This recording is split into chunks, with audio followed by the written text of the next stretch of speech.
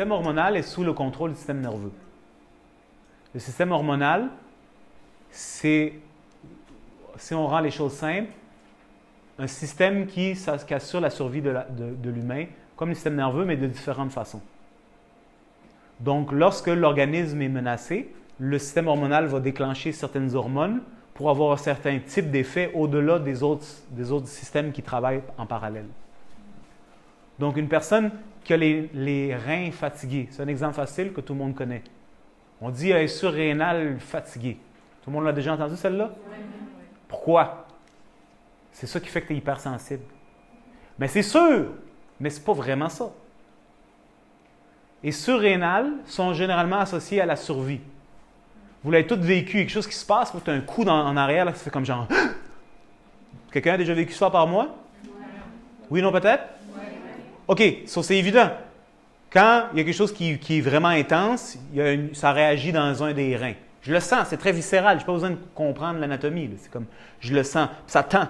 Puis ça tire jusqu'en avant, ça affecte le diaphragme, ça tire dans le cœur, ça affecte le poumon, ça descend dans le côlon transverse, ça crée comme une motte ici, ça affecte ma digestion. Si je veux manger, soit ça passe pas, ou soit ça va rester là pendant un long bout de temps. Right? Ce système d'adrénaline est fait pour une raison. Tu es mieux de te battre ou tu es mieux de courir. C'est simple. Ouais, mais là, je me bats pas. Puis là, je cours pas. Là, tu es comme ça. Comme un petit enfant. Mais là, tu peux rester comme ça. Ou, si tu fais la personne déprimée, là, tu sais. Mais en réalité, tu es sous choc. Tu es paralysé. Tout ça, c'est de la tension. On s'entend. Imaginez la quantité d'énergie. Pensez à un chat, là. Tu vas vers le chat, puis là, tu fais comme ça sur le chat, et comme un spring, il fait ça, puis ça part. Right? Ben toi, quand ton organisme, c'est-à-dire ton corps, est sous un stress, toute la patente fait ça. Pourquoi? Pour faire boum, pour courir. Donc, il y a un stress, ça fait ça. C'est de la force, ça. C'est de la tension, ça.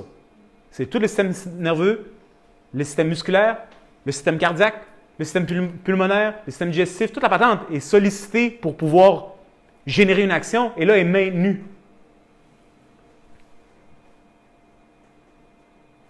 Pendant longtemps. Très longtemps. Est-ce que c'est curieux que ça va fatiguer le système? Que le système nerveux va s'épuiser, s'effriter?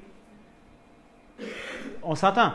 Et si je suis comme ça pendant un long bout de temps, je sursimplifie les choses, mais je vous assure que ça fonctionne comme ça. Si je suis coincé comme ça pendant très longtemps, c'est sûr que ma digestion ne va pas fonctionner. Est-ce qu'on est d'accord? Elle ne va pas fonctionner optimalement. Peut-être que votre corps trouve une façon de compenser pour que ça sorte. Chez certaines personnes, ça ne sort pas. Mais peu importe, c'est tout comme ça. Donc, l'absorption va être minimale. La capacité du corps de l'utiliser va être minimale. Donc, par défaut, je vais commencer à manquer d'énergie, qui signifie que par défaut, je vais commencer à trouver des compensations pour stimuler l'énergie. Nommez-en moi 2. Du café. On aime bien le café. J'aime beaucoup le café. Shout out au café, qui est la drogue de prédilection de toute la planète. Le chocolat, le sucre. C'est pas seulement ça, il y en a toutes sortes de toutes les saveurs pour toutes sortes de goûts. Mais à quoi ça sert, ces affaires-là? Ça jack le système. Vous suivez? C'est la personne qui fait ça, « Ah, ça, j'ai une mauvaise habitude, je prends trop de café. » Mais non, tu es intelligent. Tu fais exactement ce qui est naturel, ce que l'organisme de l'intelligence du corps fait pour fonctionner dans les circonstances, mais il y a quelque chose de plus profond et plus subtil qui n'est pas tenu en compte. Si tu coupes le café, ben, ton système va trouver une autre stratégie qui peut être relativement plus saine. C'est comme les gens qui disent « Moi, je suis gluten intolerant. » J'ai gluten intolerant? C'est ça. OK. C'est quoi la... Dude, l'intolérance de gluten, c'est une grosse conversion. C'est sensible. Je ne veux pas en parler. Mais vous allez le catcher en 30 secondes. Moi, je prends un type de grain. C'est un type de grain, là, tu sais. Tu le prends. Ça frotte, ça irrite. À un moment donné, ton système me dit « Je t'ai carré cette affaire-là. » Tu dis « Pas de problème, il m'a donné du sable à la place. » Là, tu lui donnes du sable. Il dit « Ah, moi, je ne connais pas c'est quoi ça. Ça mérite, mais ça ne mérite pas comme l'autre. Ça passe. » Vous suivez? Mais les deux, c'est irritant. C'est juste que lui, t'es carré, c'est comme je t'ai carré manger des pâtes, je veux manger de la pizza. C'est différent, mais c'est la même affaire. Je t'ai écœuré de regarder cette émission-là, on va regarder la même, mais différente. Je t'ai écœuré de cette blouse, je vais mettre la bleue. Même affaire. Vous suivez ce que je veux dire? Donc, le problème n'a pas été résolu. Donc là, tu passes d'une compensation qui amène un type de symptomatologie à une autre compensation qui, pour l'instant, ne génère pas une symptomatologie évidente. C'est tout ce que je dis. Mais le cœur du problème, la tension, demeure ancrée dans le système nerveux.